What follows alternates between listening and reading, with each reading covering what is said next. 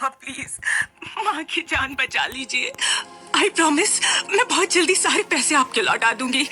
Please पापा, पापा please मुझे पैसे दे दो। आ गई भिखारन माँ की भिखारन बेटी। अलग हुए इतने साल हो गए, फिर भी पापा पापा करके हमसे पैसे मांगते हुए शर्म नहीं आती। इससे पहले कि संजय अपनी बेटी अदिति की बात का जवाब दे पाता, अदिति की सौतेली माँ बीच में ही बोल पड़ी। और संजय, इंसानियत तुमने अपनी एक्स वाइफ के लिए बचा के रखी है क्या? लगता है तुम्हें याद दिलाना होगा कि मैं तुम्हारी बीवी हूँ और तुम मेरे बिना कुछ भी नहीं हो। ये कहते हुए कोमल ने संजय का मुंह बंद कर दिया। संजय कपूर के पास दिल्ली में अपनी आलीशान कोठी थी और करोड़ों का बिजनेस था। उसके लिए 10 लाख रुपए बहुत ही मामूली सी बात थी। लेकिन कोमल संजय और अदिति के बीच खड़ी हो गई थी और वो नहीं चाहती थी कि अदिति को संजय से एक भी रुपया मिले। संजय कोमल से इस कदर डरता था जैसे एक बाघ से बिल्ली। वो चाहकर भी अदिति की मदद नहीं कर पा रहा था।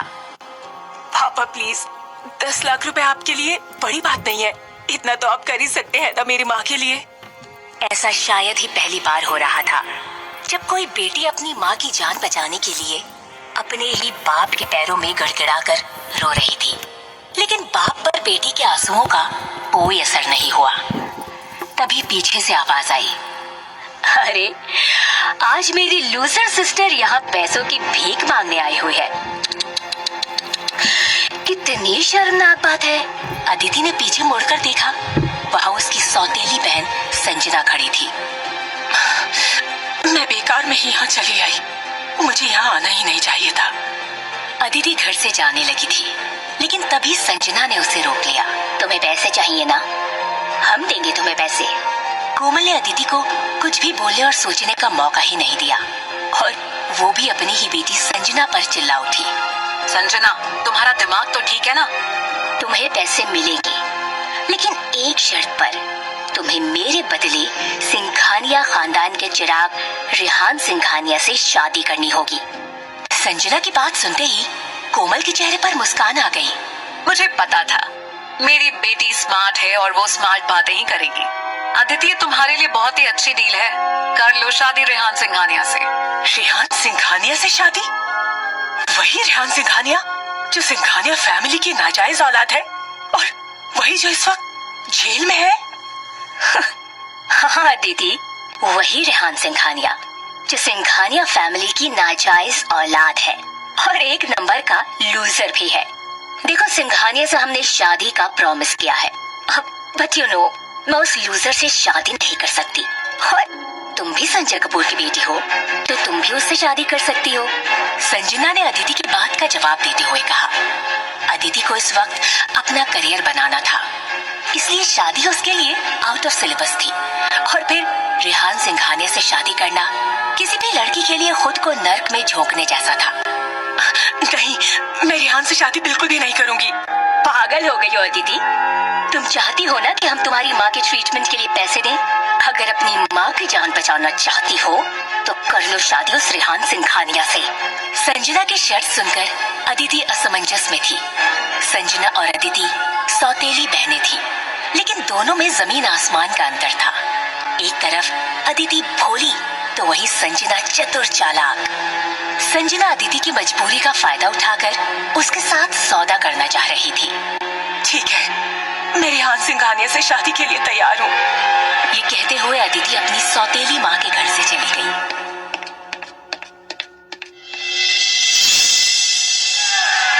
वहीं दिल्ली का तिहाड़ जेल कैदियों के शोर शराबे से इस तरह गूंज रहा था मानो कोई जेल में कोई झगड़ा फसाद हो रखा था।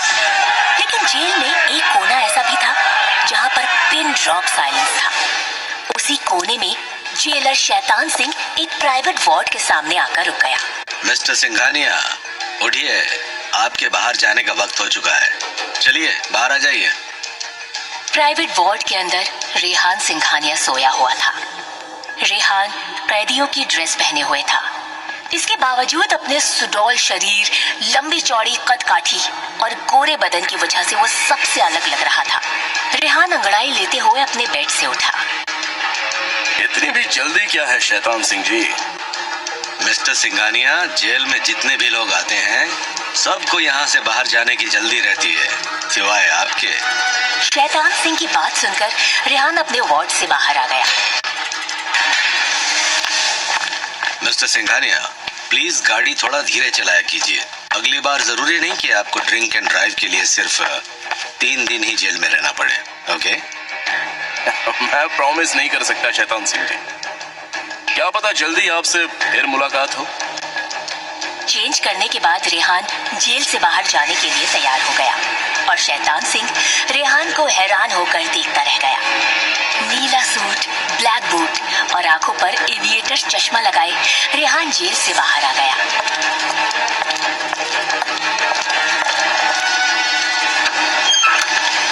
उसने देखा सामने उसका असिस्टेंट मनोहर फरारी कार लिए उसे पिकअप करने के लिए तैयार खड़ा था। मनोहर, सब कुछ अपने प्लान के मुताबिक चल रहा है ना? जी सर, सब कुछ आपके प्लान के हिसाब से ही चल रहा है। आपके पापा को बिल्कुल भी शक नहीं हुआ कि आप जेल में हैं। वेरी गुड मनोहर। और वो कपूर का क्या हुआ? क्या उनकी बेटी मुझसे शादी के लिए तैयार हो गई? जी सर, कपूर शादी के लिए तैयार है। मनोहर की बात सुनकर रेहान हैरान हो गया। उसे यकीन करना मुश्किल हो रहा था कि कपूर की बेटी ने उससे शादी के लिए हाँ बोला था। और फिर रेहान ने मनोहर के कान में धीरे से कुछ कहा, मानो उसके दिमाग में कोई गहरी बात चल रही थी। आखिरकार 2 हफ्ते बाद वो घड़ी आ गई जब अदिति अपनी माँ की जान बचाने के लिए रेहान सिंघानिया से शादी करने वाली थी। दोनों की शादी बहुत ही साधारण तरीके से मंदिर में हो रही थी। अदिति शादी का जोड़ा पहने बेचैनी से रेहान का इंतजार कर रही थी। अदिति, चिंता मत करो, रेहान किसी भी वक्त यहाँ आता होगा। पापा, मुझे रेहान के आने की चिंता नहीं है। आप बस अपने प्रॉमिस पर खरे उतरना। रेहान से शादी के बाद माँ का ऑपरेशन हो जाना चाहिए, प्लीज।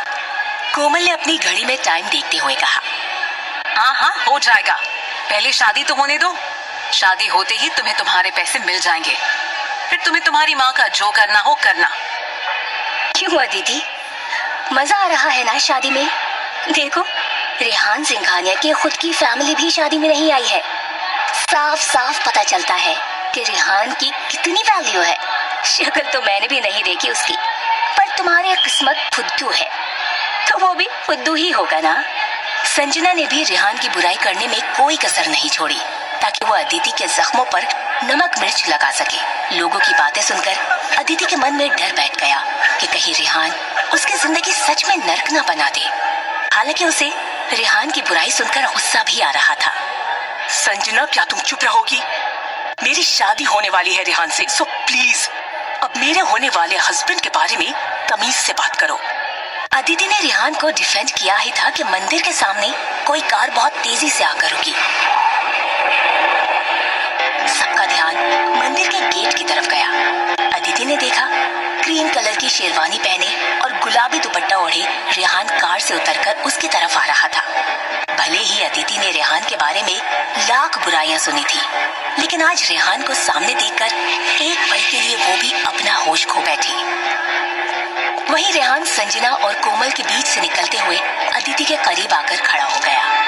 उप्स, सॉरी, देरी के लिए माफी चाहता हूँ। My self Rehan Singhania.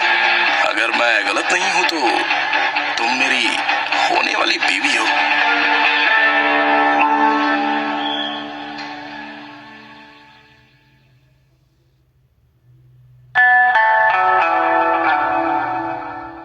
So finally Kapoor की एक लौती बेटी संजना कपूर के साथ मेरी शादी होने वाली है। रेहान की बात सुनकर अदिति एक पल के लिए घबरा गई। अदिति रेहान के साथ शादी के मंडप में फेरे लगा रही थी। उसे डर था अगर रेहान को पता चला कि संजना के बदले वो रेहान से शादी कर रही थी तो पता नहीं ये क्रिमिनल रेहान उसका क्या हाल करेगा। ऊपर से एक बार शादी टूट गई, फिर उसे अपनी माँ के इलाज के लिए पैसे भी नहीं मिलते। इसके बावजूद अदिति ने रेहान से सच बोलना ही बेहतर समझा। फेरे और मंत्रोच्चार चालू था। रेहान और अदिति धीरे से अपने दिल की बात एक दूसरे से कर रहे थे। अब रेहान, मुझे आपसे एक बात बोलनी थी। हाँ हाँ, बिल्कुल कहो। असल में मैं मिस्टर संजय कपूर की बड़ी बेटी हूँ, इसलिए कि संजना ही उनकी असली बेटी है। ओह, पर मुझे कभी किसी ने बताया क्यों नहीं? मैं तो बस नाम की बेटी हूँ। जब 3 साल की थी तब मेरे पापा संजय कपूर ने मेरी माँ और मुझे छोड़ दिया था। आपको मुझसे शादी करने में कोई एतराज है? रेहान अदिति की बात सुनकर सोच में पड़ गया। आगे जो हुआ वो अदिति की उम्मीद से भी परे था। एतराज तो है, होना भी चाहिए, लेकिन एक बात बताऊं, मेरे फादर मिस्टर सिंघानिया ने भी मुझे और मॉम को ऐसे ही छोड़ दिया था। उनकी नाजायज औलाद हूं मैं। अब तुम बताओ, तुम्हें कोई एतराज है? नहीं, मुझे कोई एतराज नहीं है। रेहान की बात सुनकर अदिति रिलैक्स्ड फील कर रही थी। फेरे पूरे हो गए। पंडित ने रेहान से अदिति की मांग में सिंदूर भरने को कहा। तुम भी कपूर फैमिली के लिए एक कलंक हो और मैं सिंघानिया फैमिली के लिए। चलो, इस बहाने कुछ कॉमन मिल ही गया हम दोनों में। और तभी पंडित की बात ने अदिति रेहान का ध्यान अपनी तरफ खींचा। जजमान, शादी संपन्न हुई। आज से आप दोनों पति पत्नी हैं। अदिति को नहीं पता था उसे इस वक्त रेहान को लेकर क्या फील करना चाहिए था। उसके लिए इस शादी का मकसद साफ था। वो रेहान से शादी करके अपनी माँ के इलाज के लिए पैसे जुटाना चाह रही थी और वो जल्द ही ये बात रेहान को बता भी देना चाहती थी। जल्दी ही रेहान की कार में अदिति उसके छोटे से घर में पहुंच गई। घर की दीवारों पर लगी खूबसूरत पेंटिंग और किचन में टंगे कांसे के बर्तनों को अदिति देख ही रही थी कि रेहान ने आकर दरवाजा बंद कर दिया। वो अपनी शेरवानी उतार कर बेड पर बैठ चुका था। आई होप ये घर तुम्हारी एक्सपेक्टेशन के मुताबिक हो। बहुत ही खूबसूरत है। थैंक्स। तुम चेंज कर लो और कंफर्टेबल हो जाओ। मैं कौन से रूम में रहने वाली हूँ? हम दोनों अब हस्बैंड एंड वाइफ है, तो तुम ऑफ कोर्स मेरे साथ ही इसी रूम में रहोगी, जैसे हर मैरिड कपल रहता है। ये कहते हुए रेहान अदिति के बेहद करीब आ गया। अदिति ने रेहान के बारे में जो भी बातें लोगों से सुनी थी वो सब उसके दिमाग में घूमने लगी। उसका शरीर थर थर कांपने लगा। लेकिन अभी हम एक दूसरे को ठीक से जानते भी नहीं ना। मैं कंफर्टेबल फील नहीं कर रही। रेहान ने अदिति की बात भी पूरी नहीं होने दी और वो अदिति की शक्ल देखकर जोर जोर से हंसने लगा। अरे तुम तो ऐसे डर गई जैसे मैं सच में तुम्हारे साथ कुछ करने वाला हूँ। कम ऑन, मैं बस मजाक कर रहा था। सच कहूँ तो खुद को इस सिचुएशन में झोंक कर मैं कभी भी खुश नहीं हूँ। देखो, एक बार मुझे ट्रस्ट फंड के पैसे मिल जाए फिर हम ये शादी तोड़ देंगे, लेकिन तब तक हम दुनिया की नजरों में हस्बैंड एंड वाइफ है। तुम्हें अपनी लाइफ में जो भी करना है वो करो, तो उससे मुझे कोई मतलब नहीं है। And same goes for me. बोलो, डील? रेहान ने अदिति की तरफ हाथ बढ़ा दिया था। उसकी बात सुनकर अदिति ने राहत की सांस ली। उसे बिल्कुल भी उम्मीद नहीं थी रेहान भी उसके जैसे ही मजबूरी में उससे शादी कर रहा था। उसने तुरंत रेहान से हाथ मिलाकर डील पक्की कर ली। अदिति, एक बात और, हो सकता है तुम्हारा कोई बॉयफ्रेंड हो। जब तक हम हस्बैंड वाइफ हैं, किसी के साथ फिजिकल मत होना। मैं कोई रिस्क नहीं लेना चाहता। कहीं गलती से तुम किसी और से प्रेग्नेंट हो गई तो प्रॉब्लम हो जाएगी। डोंट वरी, जब तक इस रिश्ते में हूँ मैं एक अच्छी बीवी बनकर रहूंगी। गुड, पर बेडरूम एक ही है। आई डोंट वरी, मैं काउच पर सो जाऊंगा। You can take the bedroom. Rehan के जेनरस नेचर को देखकर अदिति हैरान थी। उसे यकीन करना मुश्किल हो रहा था। जो कुछ भी उसने रेहान के बारे में सुना था, रेहान उससे उलट भी हो सकता था। अगली सुबह जैसे ही अदिति बेडरूम से बाहर आई, रेहान काउच पर सोया हुआ था। एक पल के लिए उसे यकीन ही नहीं हो रहा था कि वो शादी कर चुकी थी और एक ही छत के नीचे किसी मर्द के साथ रह रही थी। हालांकि वो इस बात से खुश थी कि रेहान ने उसके साथ कोई जोर जबरदस्ती नहीं की थी। कुछ देर बाद जैसे ही किसी नई खुशबू से रेहान की आंख खुली तो डाइनिंग टेबल पर ब्रेकफास्ट तैयार था। What a pleasant surprise! लेकिन अदिति को वक्त नहीं था। वो अपना बैग टांग कर बाहर जा रही थी। सॉरी, मैं अपनी शादी का जोड़ा लौटाने जा रही हूँ। ब्रेकफास्ट नहीं कर पाऊंगी आज साथ में। कपूर तो इतना अमीर है, तो जोड़ा रेंट पे लेने की बजाय कम से कम दिला तो सकता ही था। क्या फायदा, शादी का जोड़ा बस एक बार ही तो यूज होता है। इस पे खर्चा करना यूजलेस है। Anyway, see you later. Aditi के थॉट सुनकर रेहान हैरान रह गया। पर अदिति तो बचपन से ही अभाव में पली बड़ी थी, इसलिए उसे पैसों की बहुत कदर थी। हालांकि उसे किसी के सामने अपनी गरीबी का राग अलापना बिल्कुल भी पसंद नहीं था। रेहान के मन में अदिति को और जानने की क्यूरियोसिटी पैदा होने लगी। उसने अपने असिस्टेंट मनोहर को कॉल किया और अदिति के बारे में सारी इन्फॉर्मेशन निकालने के लिए ऑर्डर दे दिया। कुछ ही देर बाद मनोहर जरूरी पेपर्स के साथ रेहान के घर पर था। जहाँ एक तरफ रेहान पेपर पढ़ने में बिजी था, तो वही मनोहर घर के चारों तरफ नजर दौड़ा रहा था। बॉस, आप इस छोटे से घर में रह रहे हैं? पेंट हाउस में रहिए ना आप। अच्छा, अदिति को वहां ले जाकर उसे अपनी रियल आइडेंटिटी भी बता दूं। उसे इस वक्त कुछ भी पता चले, ये ठीक नहीं होगा। जैसा चल रहा है वैसा चलने दो। रेहान श्योर था उसे अदिति को अपने बारे में अभी कुछ भी नहीं बताना था। वो पहले अदिति को ठीक से जान परख लेना चाहता था। मनोहर से सारी डिटेल्स लेकर रेहान बाहर जाने लगा। जरा देखो तो, मेरी बीवी की बातों में कितना सच है। सच में गरीब है या बस खेल खेल रही है?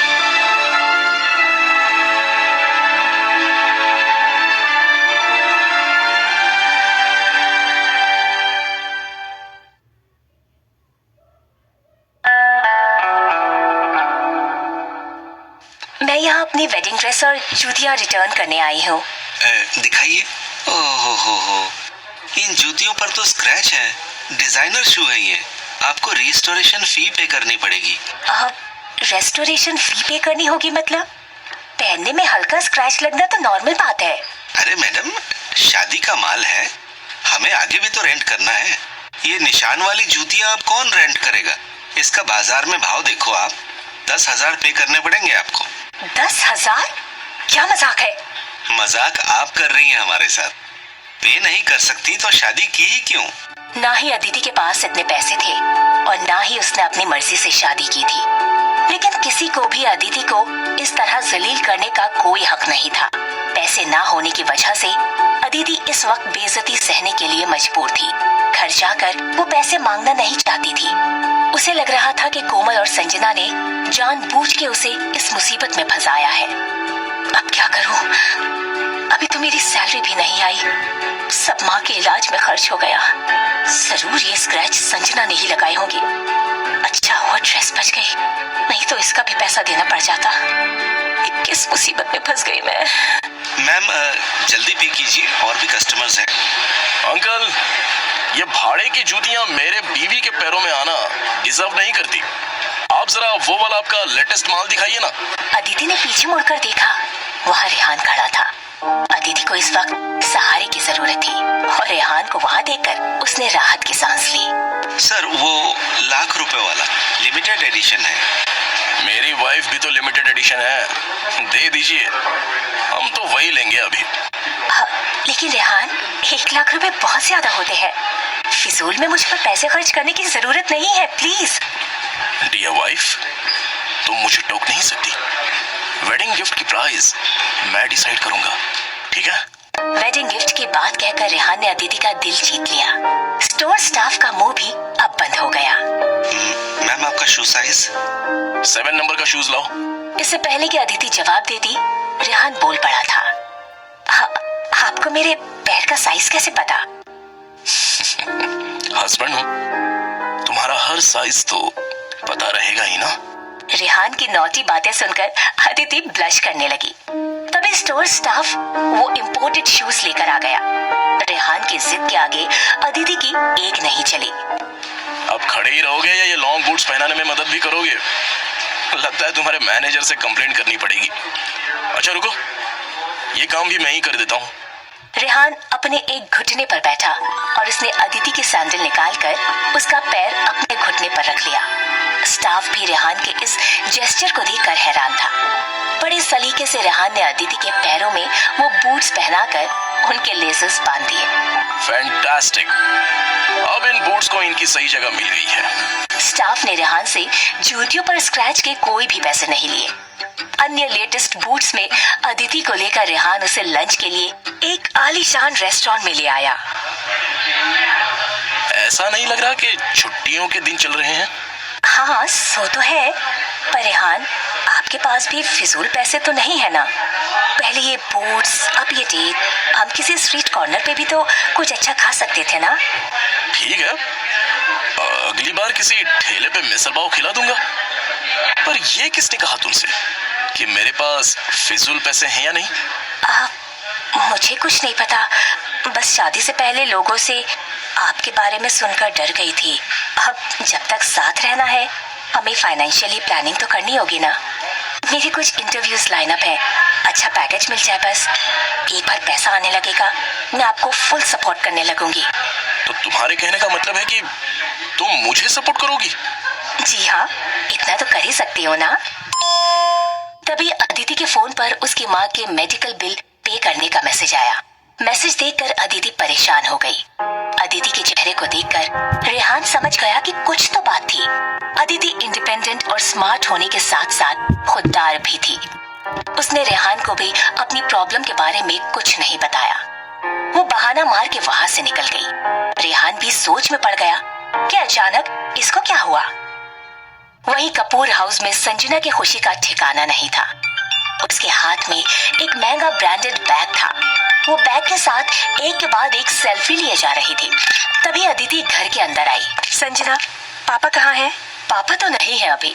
वैसे यहाँ क्या कर रही हो? देखो, पापा ने ये बैग गिफ्ट किया है मुझे, 50,000 रुपए का। सो प्रिटी ना? हाँ, वेरी प्रिटी। वैसे तुम्हारे ये बूट्स भी काफी अच्छे हैं। कहाँ से लिए? कितने के हैं? रेहान ने दिलाए हैं। कीमत जान के क्या करोगी? ओह, एक दिन में ही तुमने उसे जोरू का गुलाम बना लिया। देखो संजना, मैंने तुम लोगों के कहने पर उससे शादी कर ली। तुम लोगों ने प्रॉमिस किया था कि शादी के बाद 10 लाख रुपए दे दोगे। प्लीज वो ट्रांसफर कर दो, मुझे माँ का ऑपरेशन जल्द से जल्द करवाना है। पैसे देने की बात सुनकर संजना का ध्यान उन बूट से हटकर अदिति पर आ गया, लेकिन उसे समझ नहीं आ रहा था कि वो अदिति को क्या जवाब दे। तभी संजना की माँ कोमल वहाँ आ गई। सही कहा अदिति, हमने प्रॉमिस किया था कि हम तुम्हें पैसे देंगे, लेकिन हमने ये नहीं कहा था कि कब देंगे। हो जाएगा माँ का ऑपरेशन, ऐसे नहीं मारेंगी वो। इतनी जल्दी क्या है तुम्हें? कोमल की बात सुनकर अदिति का खून जल गया। उसका मन हुआ कि अभी उन्हें तमाचा मार दे। वो समझ गई थी कोमल और संजना उसे धोखा देने की कोशिश कर रहे हैं। जल्दी क्या है? आपको पता है ना कि ट्रीटमेंट के लिए कितने पैसे खर्च हो चुके हैं ऑलरेडी। अभी कितना इंटरेस्ट भी देना है मुझे। मैं लिटरली कर्जे में डूब चुकी हूँ। तो डूब जाओ, ये तुम्हारी प्रॉब्लम है, हमारी नहीं। संजना, मैंने तुम्हारे लिए रेहान से शादी की है और बदले में तुम्हें मेरी यही प्रॉब्लम सॉल्व करनी थी। रुको, मुझे तुम लोगों से बात ही नहीं करनी। पापा कहाँ है? मुझे उनसे अभी मिलना है। तुम्हारे पापा बिजी हैं, कोई तुम्हारी तरह खाली नहीं है यहाँ। किसी भी वक्त मांगने चली आती हो, जोंक की तरह हमारा खून चूस रही हो इतने सालों से। मैं खून चूस रही हूँ? मेरी माँ जब पापा से अलग हुई थी तो उन्होंने उनसे एक पैसा नहीं मांगा। मैंने खुद अपने दम पर स्कॉलरशिप से अपनी पढ़ाई पूरी की है। चुपचाप मुझे मेरे पैसे दे दो, फिर मैं यहाँ से जा रही हूँ। और जल्दी पापा को बुलाओ। अदिति ने अपनी बात खत्म भी नहीं की थी कि अचानक कोमल ने अदिति के गाल पर जोर का तमाचा जड़ दिया।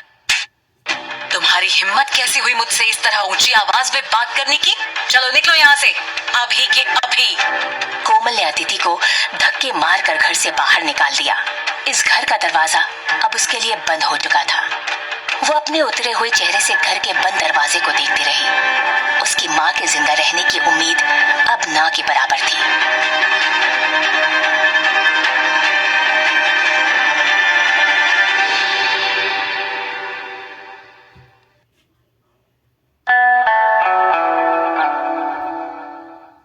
घर पर रेहान आज अदिति के लिए डिनर तैयार कर रहा था।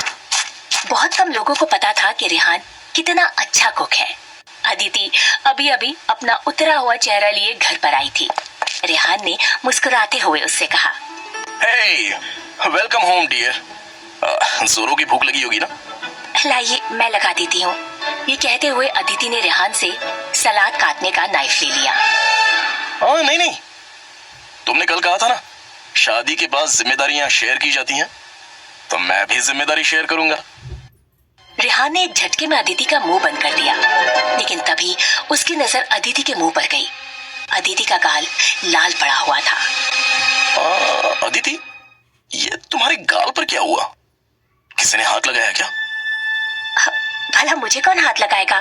आप भी ना, कुछ भी। वो क्या है ना, मेरा ध्यान कहीं और था तो मैं दरवाजे से टकरा गई। मैं बस अभी आई। डिनर से पहले शाल ले लेती हूँ। अदिति झट से अपना सूजा हुआ गाल छिपाने के लिए वहाँ से चली गई। अदिति ने झूठ बोलकर बात छुपाने की कोशिश तो की थी, लेकिन रेहान को उस पर शक हो गया था। वो अपना फोन निकालकर किसी को मैसेज करने लगा। कुछ ही देर बाद रेहान और अदिति साथ में डिनर कर रहे थे। अब डिनर के लिए थैंक्स।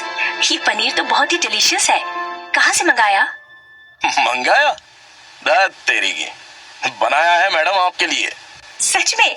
आपने इतना अच्छा खाना बनाना कहाँ से सीखा? मेरी माँ से। तो कब मिला रहे हो उनसे? रेहान एक पल के लिए चुप रह गया।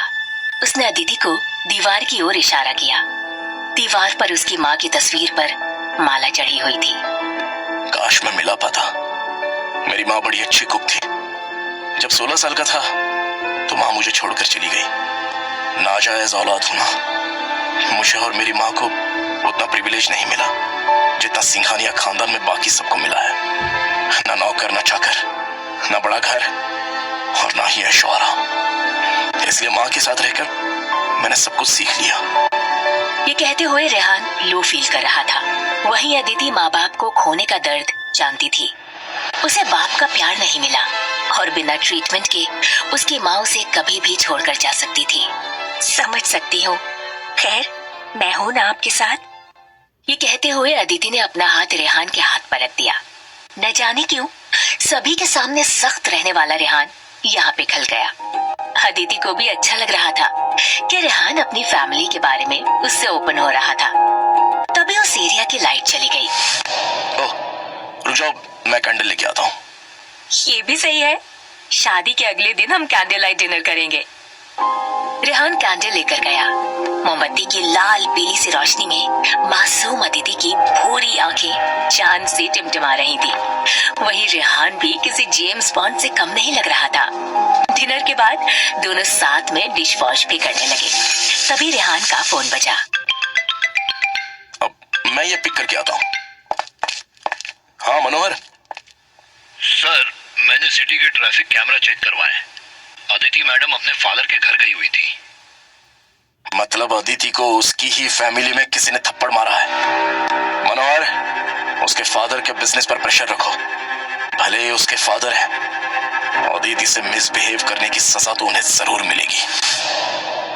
अगली सुबह अदिति ठीक से उठी भी नहीं थी कि उसका फोन बजा और उसने फोन उठा लिया। क्या यार दिया, सुबह के 7 बज रहे हैं। नींद भी पूरी नहीं होने दे रही। अब तेरी नींद उड़ाने ही तो कॉल किया है। आज 10 बजे डीबी ग्रुप में इंटरव्यू है तेरा। फटाफट रेडी हो। दिया की बात सुनकर सच में अदिति की नींद उड़ गई। कब से अदिति डीबी ग्रुप में इंटरव्यू देने की कोशिश कर रही थी, लेकिन उसको आज तक कभी इंटरव्यू के लिए कॉल नहीं आई। लेकिन दिया के जुगाड़ की वजह से इस बार उसे इंटरव्यू के लिए कॉल आ गया। थैंक यू यार दिया, थैंक यू सो मच। मैं तुझे बता भी नहीं सकती कि मैं कितनी खुश हूँ। You are the best. खुश होना भी चाहिए, लेकिन एक खुश ना होने वाली बात भी है। अपने कॉलेज से प्रियल और वंश भी डीबी ग्रुप में काम करते हैं और वंश डीबी ग्रुप का वाइस प्रेसिडेंट है। वंश वही ना जिसने कम से कम 300 बार मुझे डेट पर चलने के लिए कहा था। यार उसे तो ना सुनना बिल्कुल भी पसंद नहीं है। टेंशन मत ले, वंश और प्रियल दोनों एंगेज्ड हैं। वंश के डीबी ग्रुप में होने के बारे में सुनकर अदिति की एनर्जी डाउन हो गई थी। उसके मन में इंटरव्यू में रिजेक्शन का डर सताने लगा। अदिति जल्दी से तैयार होने चली गई। बाहर रेहान उठकर चाय की चुस्कियों के साथ बिजनेस मैगजीन पढ़ रहा था। उसने देखा अदिति तैयार होकर कहीं जा रही है। क्या बात है, इतनी सुबह सुबह तुम कहाँ चल दी? हाँ, जल्दी निकलना है। मेरी बेस्ट फ्रेंड ने मेरा इंटरव्यू शेड्यूल करवाया है। इंटरव्यू? लेकिन कहाँ? DB group. Wish me luck. Oh, अच्छी कंपनी है। All the best wifey. जैसे ही अदिति वहां से निकली, रेहान ने अपने फोन से एक टेक्स्ट कर दिया और आराम से वापस मैगजीन पढ़ने लगा। अदिति डीबी ग्रुप के इंटरव्यू रूम में बैठी बेचैन हो रही थी। वो बार बार अपना रिज्यूमे देख मन ही मन कुछ न कुछ बड़बड़ा रही थी। तभी इंटरव्यू रूम का दरवाजा खुला। Hey, hi Aditi, nice to see you. College के बाद पहली बार, है ना? यस, उम्मीद ही नहीं थी तुम मेरा इंटरव्यू लेने वाली हो। अदिति ने बिल्कुल भी एक्सपेक्ट नहीं किया था कि उसकी क्लासमेट प्रियल उसका इंटरव्यू लेगी। भले ही अदिति प्रियल के सामने मुस्कुरा रही थी, लेकिन अंदर से वो बहुत ही अनकंफर्टेबल भी हो रही थी। लाइफ भी कितनी फनी है ना। जैसे ही मुझे वंश से पता चला कि तुम इंटरव्यू के लिए आने वाली हो, मैंने उससे कहा मैं ही तुम्हारा इंटरव्यू लूंगी। ओह हाँ, by the way congratulation for the engagement. To you too. Rehan Singhania से शादी हुई है ना तुम्हारी? डोंट माइंड, बट मैंने सुना था वो सिंघानिया खानदान का नाजायज है, जेल भी गया था शायद। अदिति प्रियल के इरादे समझ गई कि प्रियल उसका इंटरव्यू लेने नहीं बल्कि उसे ह्यूमिलिएट करने आई हुई थी। कोई बात नहीं, इंटरव्यू पर फोकस करते हैं। प्रियल अंदर अपने केबिन में बुलाकर अदिति का रिज्यूमे देखने लगी। वहीं अदिति मोटिवेटेड बने रहने की कोशिश करने लगी। तुमने आज तक कोई स्टेट जॉब नहीं की, पहले किसी डिपार्टमेंटल स्टोर में काम करती थी ना? वैसे जॉब पोर्टल पे कहीं मेंशन नहीं था कि इस पोस्ट के लिए एक्सपीरियंस चाहिए। कॉलेज में मुझे ए ग्रेड मिला है, पास लर्नर भी हूँ। देखो अदिति, लेट्स बी रियल, एक बार कॉलेज से पास आउट हो गए उसके बाद मार्क्स का कोई मतलब नहीं रह जाता। सच कहूँ तो मुझे फर्क नहीं पड़ता जॉब पोर्टल में वो लोग क्या अपडेट करते हैं क्या नहीं। तुम तो मेरी कॉलेज मेट हो, इसीलिए सच कह रही हूँ, तुम इस जॉब के लिए फिट नहीं हो। Good luck for your future. Priyal ने अदिति को बोलने का मौका ही नहीं दिया और वो इंटरव्यू रूम से बाहर आ गई। अदिति समझ गई प्रियल का उसको जॉब देने का इरादा बिल्कुल भी नहीं है। प्रियल सिर्फ और सिर्फ उसे ह्यूमिलिएट करने के लिए आई हुई थी। वहाँ माँ की हालत खराब होती जा रही थी। इधर अदिति की उनके ऑपरेशन के लिए पैसे जुटाने की हर उम्मीद खोती जा रही थी। इंटरव्यू के बाद अदिति सीधा अपनी माँ को देखने हॉस्पिटल गई, लेकिन डॉक्टर ने उसे बताया कि इस वक्त वो किसी से बात करने की हालत में नहीं है।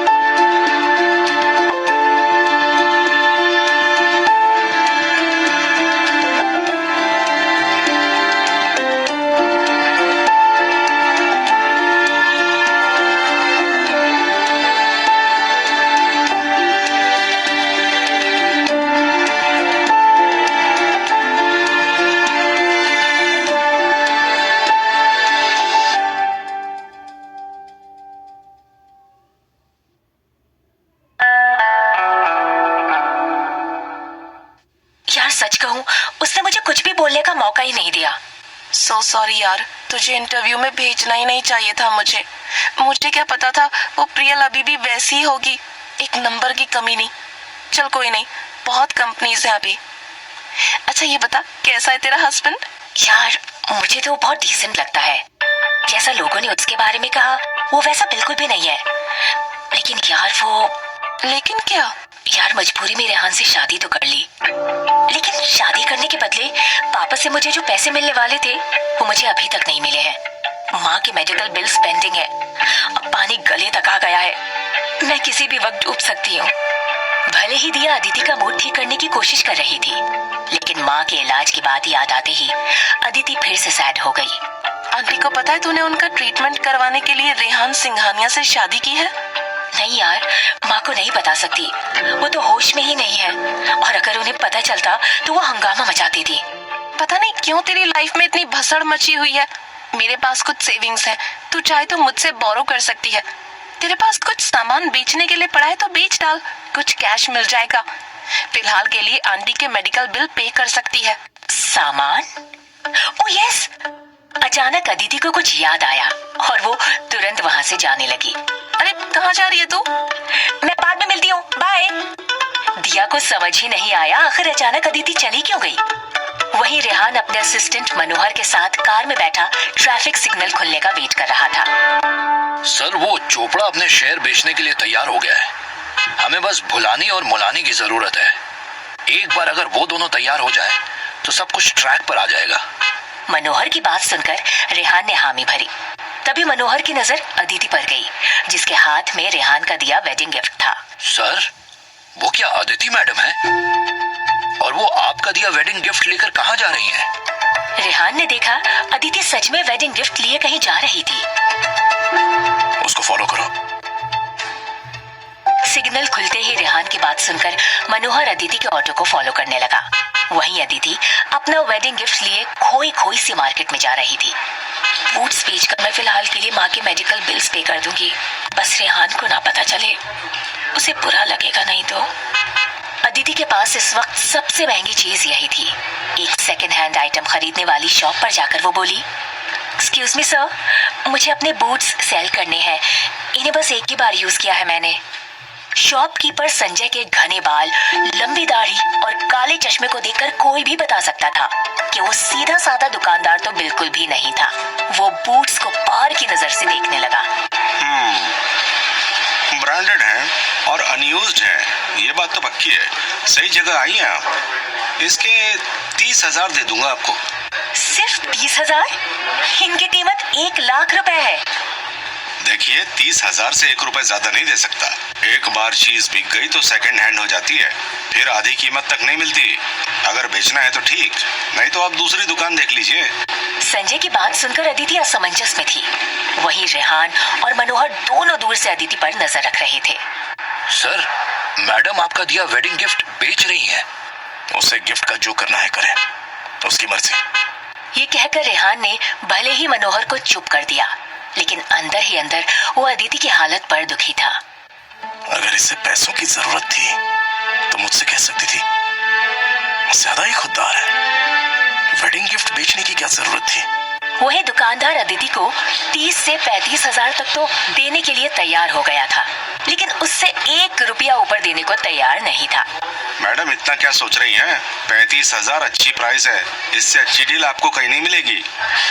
आई एम सॉरी, फिर मैं इसे नहीं बेच सकती, दूसरी दुकान देखती हूँ मैं। ये कहते हुए अदिति जाने लगी। अदिति को याद आया कैसे रेहान ने उसे स्टाफ से ह्यूमिलिएट होने से बचाया था और कितने प्यार से रेहान ने उसे वेडिंग गिफ्ट दिया था। वो पल याद आते ही उसने बूट्स बेचने का डिसीजन बदल लिया। अरे मैडम, आप तो नाराज हो गई। देखो, आपको पैसों की जरूरत है, चलो मैं 40,000 दे रहा हूँ, अब डील डन करो। बात पैसों की नहीं है भैया, मेरे लिए ये बहुत मायने रखते हैं, मुझे नहीं बेचना अभी ने। अच्छा, या मेरा टाइम खोटी करने आई थी क्या? चलो, कहाँ से आ जाते हैं। अदिति को फर्क ही नहीं पड़ा कि संजय उससे इस वक्त क्या कह रहा था। उसे बस इस बात की खुशी थी कि वो एक बड़ी गलती करने से बच गई थी। वहीं दुकानदार को बूट्स ना मिलने का बहुत मलाल था। अदिति के जाते ही संजय ने किसी को कॉल किया, मानो उसके दिमाग में कोई शैतानी साजिश चल रही हो। अदिति स्टोर के बाहर अपने वेडिंग गिफ्ट को खुद से लगाए बस स्टॉप के बाहर बैठी थी। तभी पीछे से आवाज आई, अरे ब्यूटी, कहाँ जा रही हो? अदिति ने पीछे मुड़कर देखा तो 2 नकाबपोश गुंडे उसके पीछे खड़े थे। इससे पहले कि अदिति कुछ सोच पाती, एक गुंडे ने उससे बूट्स का पैकेट छीन लिया। अदिति घबरा गई और उसके हाथ पांव कांपने लगे। ओह, गलती से आपको हाथ लग गया। कितनी सॉफ्ट हो आप। भगवान भला करे, भला कोई इतना खूबसूरत कैसे हो सकता है। ब्रदर, आज तो बहुत मजा आने वाला है। तेरा दिमाग खराब है। सामान मिल गया, चलते हैं यहाँ से। सामान तू रख लेना, माल मैं रखता हूँ। ऐसा माल छुआ है कभी तूने? दूसरे गुंडे की बात सुनकर पहला गुंडा बूट्स का वो पैकेट लेकर वहाँ से चला गया। उसने अपना चाकू निकाल लिया और अदिति के करीब जाने लगा। अदिति को समझ आ गया था आज उसकी जिंदगी बर्बाद होने वाली है।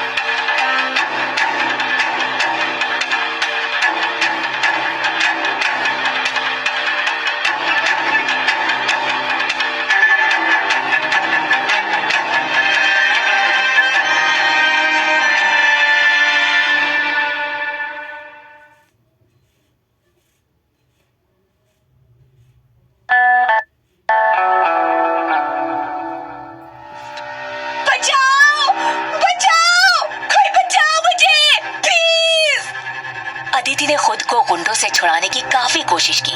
तभी अचानक कुछ ऐसा हुआ जिसकी अदिति ने बिल्कुल भी उम्मीद नहीं की थी।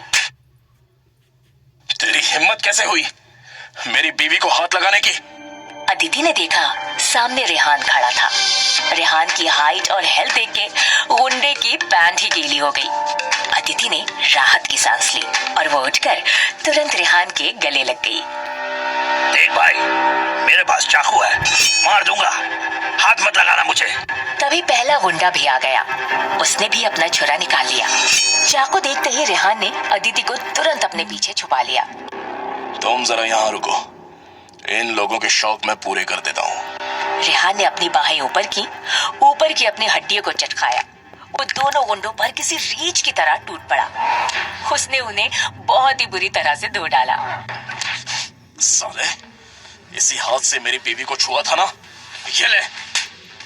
रेहान ने उस गुंडे का हाथ पूरी तरह उल्टा करके मरोड़ दिया। एक मुक्का उसकी आर्म पिट पे मारते ही उस गुंडे का शोल्डर डिसलोकेट हो गया। प्लीज प्लीज मुझे माफ कर दो, हम तो बस ऑर्डर फॉलो कर रहे थे। किसका ऑर्डर? बोल जल्दी, नहीं तो मारते मारते तेरा धनिया लाल कर दूंगा। रेहान ने वहां पड़ी एक लकड़ी उठाई। उस गुंडे ने रेहान को चाकू फेंककर मारने की कोशिश की, पर वो चाकू आके उस लकड़ी में गड़ गया। फिर क्या था, रेहान उस पर लात घूंसे बरसाने लगा। संजय दादा, सेकंड हैंड शॉप वाले, उन्होंने ही आपकी बीवी के पीछे भेजा था। गुंडे की बात सुनकर रेहान ने अदिति की तरफ हैरान होकर देखा और अदिति ने गिल्ट में अपना सर झुका लिया। और फिर रेहान ने गुंडे की दोनों टांगों के बीच जोर से लात मारी। अपने संजय दादा से कहना मैं जल्दी उससे मिलने आ रहा हूँ। ये कहते हुए रेहान ने अदिति का हाथ पकड़ा और उसे वहां से अपनी कार में ले गया। I'm so sorry। तुम सॉरी क्यों बोल रही हो? मुझे आपका दिया गिफ्ट बेचने के लिए नहीं जाना चाहिए था। घर के सोफे पर बैठी अदिति की आंख से लगातार आंसू बह रहे थे और वहीं रेहान अदिति के पास बैठकर उसके हाथ पर बने घाव पर मरहम लगा रहा था। अदिति, तुम्हें उन बूट्स की पड़ी है। गुस्सा मुझे इस बात पे आ रहा है कि तुम्हें पैसों की इतनी जरूरत थी और तुमने मुझसे कुछ क्यों नहीं कहा? अदिति, मैं तुम्हारा हस्बैंड हूँ और तुम मुझसे मदद के लिए तो पूछ ही सकती हो। अगर मैं वहां नहीं आता और तुम्हें कुछ हो गया होता तो? हस्बैंड? पर आप ही ने कहा था ना, एक बार आपको ट्रस्ट फंड के पैसे मिल जाए तो हम डिवोर्स ले लेंगे। माँ के ट्रीटमेंट के लिए मुझे पैसे की जरूरत है, इसलिए मैंने आपसे शादी कर ली। लेकिन मुझे अभी तक भी पैसे नहीं मिले। डीबी ग्रुप में मेरा इंटरव्यू था, लेकिन मुझे जानबूझकर इंटरव्यू से बाहर निकाल दिया गया। मैं कर्जे में डूब चुकी हूँ। अब आप ही बताइए, अगर मैं बूट्स बेचने नहीं जाती तो और क्या करती? अपनी बात पूरी करते करते अदिति फूट फूट कर रोने लगी। वैसे तो अदिति कभी किसी के सामने अपनी प्रॉब्लम शेयर नहीं करती थी, लेकिन आज रेहान ने उस पर अपने हस्बैंड होने का हक जताया था और उसने रेहान के सामने अपने मन में छिपी सारी बातें बाहर निकाल दी। अदिति को भावनाओं में बहता देख रेहान ने अचानक अदिति के माथे पर किस कर दिया। अदिति ने भी रेहान को नहीं रोका। एक पल के लिए लगा मानो धरती और आसमान एक दूसरे से मिल गए हैं, लेकिन फिर दूसरे ही पल रेहान ने खुद को अदिति से अलग कर लिया। ओह, आई एम सॉरी, तुमसे बिना पूछे तुम्हें छुआ। अदिति ने भी रेहान की बात का कोई जवाब नहीं दिया। वो अभी भी रेहान के साथ हुए इस मोमेंट के बारे में सोच रही थी। अच्छा, तुम कह रही थी कि तुमने अपनी माँ के ट्रीटमेंट के लिए मुझसे शादी की थी। मैं कुछ समझा नहीं। और फिर अदिति ने रेहान को बताया क्यों उसने रेहान से शादी की थी और उसके फादर की फैमिली के बीच क्या डील हुई थी। मेरे पास एक आइडिया है, क्यों ना हम कल इस शहर के दूसरे हिस्से में शिफ्ट कर लें? थोड़ा माहौल बदलेगा तो हमारी किस्मत भी चेंज होगी। पर हम लोग मुश्किल से यहाँ सरवाइव कर रहे हैं, वहाँ फिर से घर ढूंढो और नौकरी ढूंढो, बहुत खर्चा हो जाएगा। तुम्हें ये सब चिंता करने की कोई जरूरत नहीं है। मेरे दोस्त का घर है, उसने मुझे घर की देखरेख करने के लिए कहा है। इसी बहाने हमारा घर का खर्चा भी बच जाएगा। तुम बेफिक्र होकर जॉब ढूंढ सकती हो। उस तरफ कंपनीज ज्यादा हैं, सब आसपास ही रहेगा।